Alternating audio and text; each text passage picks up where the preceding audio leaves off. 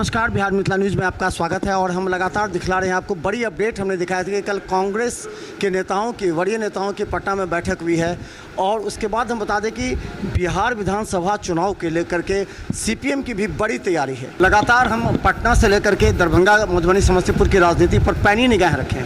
कहाँ से कौन सीट बदल रहा है, कहाँ से कौन सीट कर रहा है। हमारे साथ कॉमरेड ललन चौधरी हैं। राज्य सचिव बनने के बाद इनकी जिम्मेवारी काफ़ी बढ़ गई है और लगातार महागठबंधन की जो बैठक हो रही है, जहां तेजस्वी के नेतृत्व में, वहां मजबूती से ये अब सीपीएम की मजबूती से आपने रखा है। क्या लगता है कि 2-3 दौर की बात हो चुकी है, 5 जून को फाइनल बात होनी है, एक राउंड और, जिसमें सीटों के लिए मांगा गया है।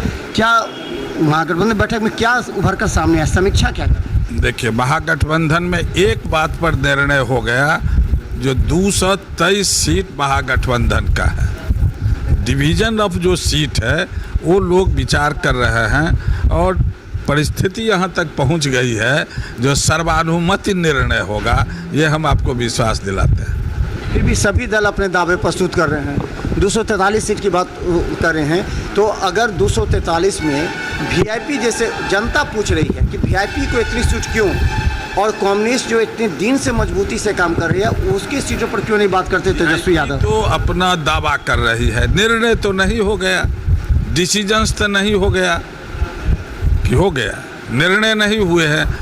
उन्होंने दावा किया है, अच्छी बात है। उन्होंने कहा है कि हम ज़्यादा सीट लड़ेंगे। कांग्रेस कह रही है कि हम ज़्यादा सीट, जैसा कि प्रेस में है। मीटिंग में इन लोगों ने नहीं कहा है।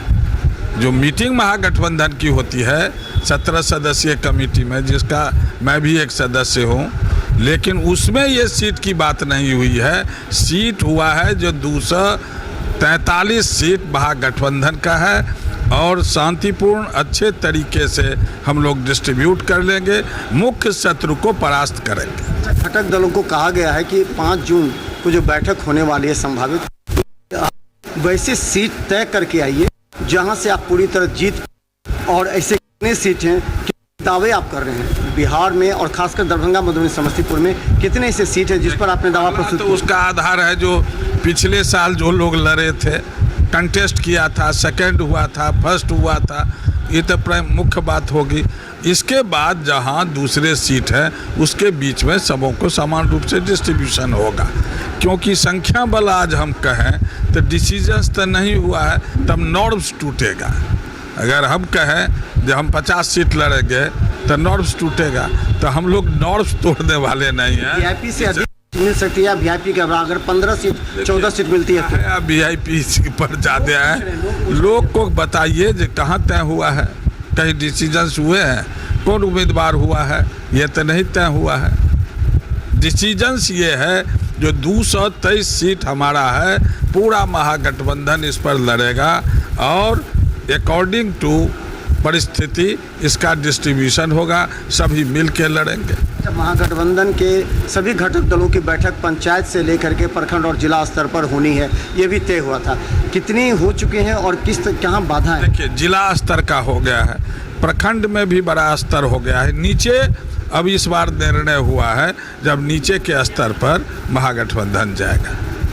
बहादुरपुर में भी हमने देखा है कि कई जगह आपकी तैयारी है, कई जगह हमने जाकर खुद देखा है, जो अभी विधायक उसके खिलाफ आक्रोश है। तो क्या लगता है कि राजद भी सीट के लिए दावे प्रस्तुत कर रही है, तो बहादुरपुर का क्या समीकरण बनेगा? आप भी क्षेत्र में ज़्यादा नॉलेज। बहादुरपुर में वामपंथ की एक मजबूत आधार रही है, बड़ी लड़ाई रही है, सामंतवाद के खिलाफ लड़ाई रही है, जुल्म के खिलाफ लड़ते रहे हैं, और जनता के सवाल पर तो लगातार लड़ाई चलती रहती है बहादुरपुर में। निश्चित रूप से वामपंथ का प्रयास होगा जो हम उस सीट को लड़ें।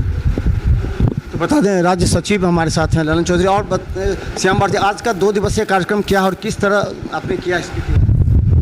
ये आज के प्रशिक्षण शिविर में हमारे जो जिला कमेटी के और लोकल कमेटी के सदस्य हैं भाग ले रहे हैं, और अभी कॉमरेड बादल सरोज जी मार्क्स के बारे में इस प्रशिक्षण शिविर में ये बताए हैं लोगों को, और ये आंदोलन और संघर्ष में ये मार्क्सवाद के सिद्धांतों को सही रूप में हमारे कॉमरेड उतारने का काम करेंगे।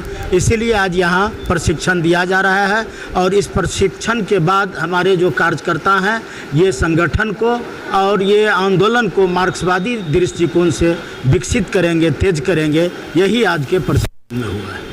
तो बता दें प्रशिक्षण शिविर 2 दिवसीय है और सीपीएम के जो जुझारू कार्यकर्ता हैं, जो ज़मीनी स्तर से कार्यकर्ता हैं, उनको मजबूत करने का उनको टास्क दिया जा रहा है। आने वाले 1 माह में आप लोग क्या क्या करेंगे, बूथ स्तर की तैयारी सीपीएम ने कर ली है। देखते रहिए बिहार मित्र न्यूज़। यूट्यूब में सब्सक्राइब कीजिए GT+ सिटी केबल 10 चैनल पर लाखों लोग हर घंटे में देख रहे हैं। धन्यवाद।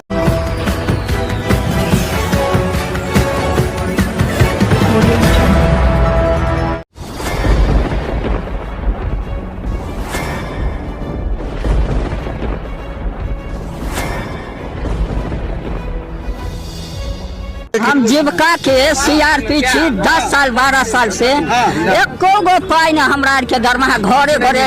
संदेश देता है कि क्या प्रशासनिक अधिकारी सही तरह से एक्टिव नहीं है या फिर नीतीश सरकार कंट्रोल नहीं कर पा रही है? ये सरकार में कमी है जो सर, सरकार जो कंट्रोल नहीं कर पाती है सर। बाकी जो भी है सब एक ही तरह। मनोज बाबू, आप फटे दूध से छाली निकालने वाले लोग हैं, ब्रेकिंग न्यूज के मास्टर हैं। गरीब का ये सब गरीब का है ही नहीं। शासन सत्ताकार आदमी है, ये सब बर्बाद कर दिया बिहार को। तो निश्चित तौर पर केंद्र में भी हमारी सरकार होती है, बिहार में भी हमारी सरकार होती है, तो पलटू राम में फिर पलट जाती है।